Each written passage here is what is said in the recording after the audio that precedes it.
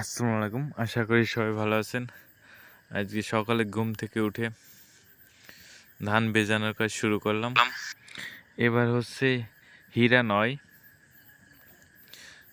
ধানটি লাগাবো। আগে কখনো হীরা নয় লাগানো হয় নাই। এবার লাগাবো, দেখি কেমন ফল পাই। আমার আগেও কিছু ধান ভেজানো হয়েছে, সেটাও আপনাদের দেখাবো। আজকে 2 দিন হলো সেটার বয়স। আর আল্লাহর রহমতে অনেক সুন্দর কল বের হয়েছে। এই যে দেখাচ্ছি আপনাদের। এই যে দেখেন, প্রতিটা ধানের মুখ কেটে গেছে আর হালকা কল বের হয়েছে। এই যে দেখেন, এখন হচ্ছে ধান ভিজায় ফার্মে চলে আসলাম। বাড়ির পাশেই ফার্ম। আর এদের যে ঘাসটা খাইতে দিই, আমি সেই ঘাস আপনাদের আজকে দেখাবো কতটুকু জায়গায় ঘাস লাগানো আমাদের।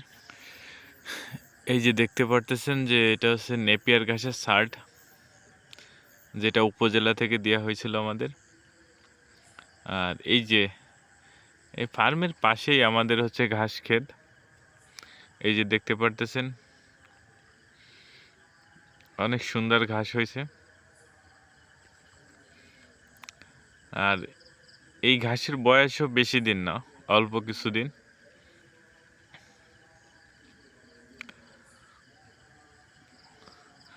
আর এই ঘাসটা আমরা কেটে খাওয়ানো শুরু করছি।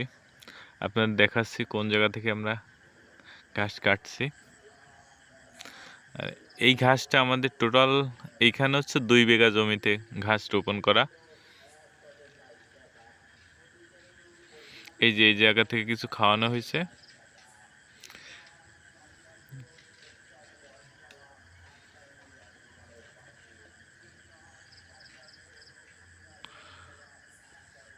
এই দেখেন, এই পাশ থেকে অনেকখানি কেটে খাওয়ানো হয়েছে। এই যে টোটাল এই যে কেটে খাওয়ানোর পরে আবার ঘাস, কিন্তু এই যে দেখতে পারতেছেন ছোট ছোট উঠতেছে। আর এটা হচ্ছে ঘাসের পাশেই এই যে আমাদের ফার্মে, যে দেখেন এই পাশে হচ্ছে ষাঁড় গরুগুলো আপনাদের দেখাচ্ছি। এই যে দেখতে পারতেছেন সবগুলোই হচ্ছে ষাঁড় গরু।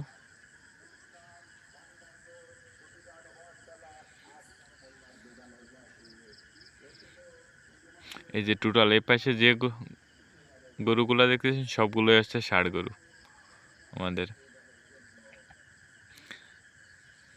আর এদের একটু পরেই খাবার দেওয়া হবে। আর পরবর্তীতে আপনাদের দেখাবো যে আমরা কি খাইতে দিই গরুদের। আর ভাবছিলাম এই ভিডিওতেই দেখাবো, কারণ ভিডিওটা অনেক বড় হয়ে যাচ্ছে। এই জন্য পরবর্তীতে ভিডিও ওই পাশে আমরা কেমন গাভী গরু, বকনা গরু, সেটাও দেখাবো আপনাদের। এই যে আজকে এই ষাঁড়গুলো দেখায় আপনাদের। পরবর্তী ভিডিওতে আপনাদের দেখাবো যে এই ষাঁড় গরুগুলো আমরা কত টাকা দিয়ে কিনছিলাম আর কতদিন বয়স হয়েছে আমাদের ফার্মে তোলা। আর এদের খুব বেশি বয়স না। পরবর্তী ভিডিওতে দেখতে পারবেন সব কিছু।